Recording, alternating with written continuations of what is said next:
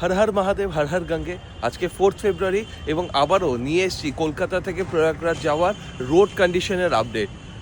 এখন বাজে 8:45। ঔরঙ্গাবাদ থেকে আমরা রওনা দিয়েছি প্রয়াগরাজের উদ্দেশ্যে। প্রায় 64 কিলোমিটার চলে এসেছি এবং এখানে একটুখানি ব্রেকফাস্ট করব। রাস্তার কন্ডিশন কিন্তু বেশ ভালো, মাঝে মাঝে প্রচুর ডাইভারশন রয়েছে, তাছাড়া কোনো অসুবিধা নেই, রাস্তার ট্রাফিক নেই।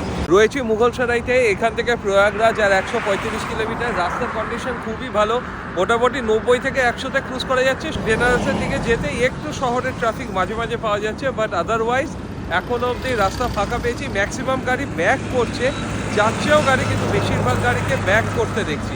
সঙ্গম থেকে 22 কিলোমিটার দূরে প্রয়াগরাজে আমরা প্রায় ঢুকে গেছি এবং এইখানে কিন্তু আস্তে আস্তে একটু গাড়ির ট্রাফিক বাড়ছে, কিন্তু সেই রকম কোনো জ্যাম নেই যে গাড়ি একবারও আমাদেরকে দাঁড় করাতে হয়নি।